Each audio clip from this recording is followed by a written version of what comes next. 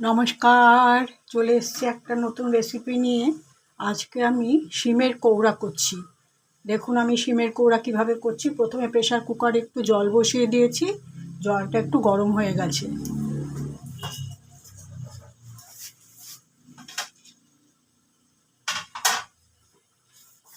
এই শিমগুলোকে আমি এরকম ছোট ছোট করে কেটে নিয়েছি। এগুলোকে আগে আমি একটু হালকা বয়েল করে নিচ্ছি নুন দিয়ে, তারপরে ফিরে আসছি।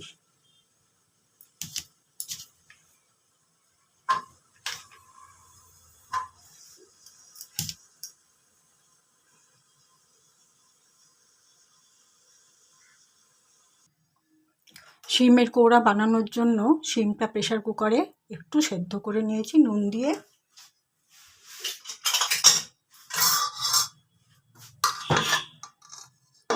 এই যে ঠিক এরকম করে অল্প সেদ্ধ করে নিয়েছি।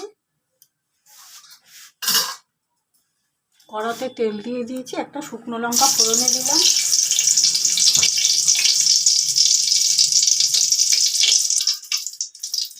শুকনো লঙ্কাটা ভাজা হয়ে গেছে, এবার একটু কালো জিরা দিয়ে দিচ্ছি।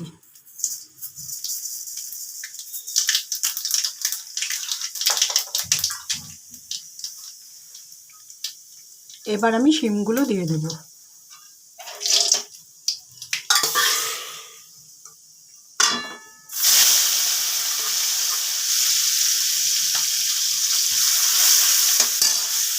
এটাতে আমি আজকে ধনেপাতা দেব না, আজকে আমি নারকেল বাটা দেব।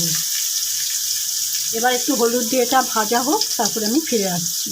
ভাজা হতে থাকুক।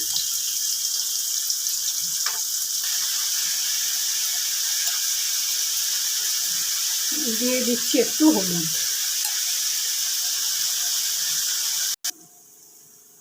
দিয়ে দিচ্ছি এই দুটো লঙ্কা।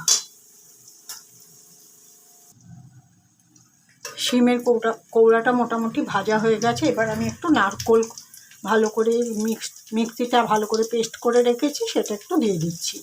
আপনারা ধনেপাতা দিয়ে বড়ি দিয়ে করতে পারেন, ওটাও আমি করি। আজকে নারকেল দিয়ে করছি।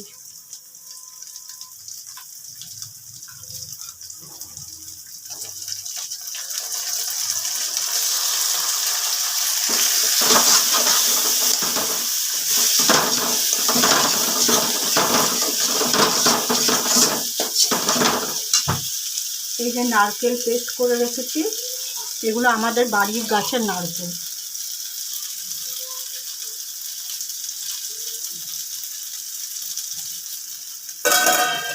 শিমের কৌড়া আমার তৈরি করা হয়ে গেছে। আমি আর আজকে এটাতে মিষ্টি দিচ্ছি না, আপনারা একটু মিষ্টি দিতে পারেন সামান্য।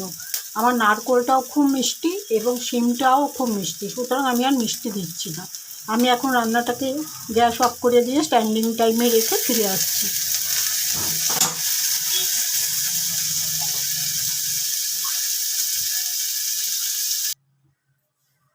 শিমের কৌড়া রান্না করে রান্নাটাকে কড়ার মধ্যে স্ট্যান্ডিং টাইমে রেখে তারপরে আমি পাত্রর মধ্যে ঢেলে নিয়েছি। দেখুন ঠিক এরকমটি হয়েছে। আমি এটাতে নারকেল দিয়ে করলাম, আপনারা প্রয়োজনে বড়ি ধনেপাতা দিয়ে করতে পারেন, আমিও করি ওটা।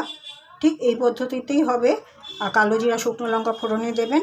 যাই হোক, আমি আমার ভিডিওটা যেখানে শেষ করছি। আগামীকাল একটা নতুন রেসিপি নিয়ে আসবো। সবাই ভালো থাকবেন। নমস্কার।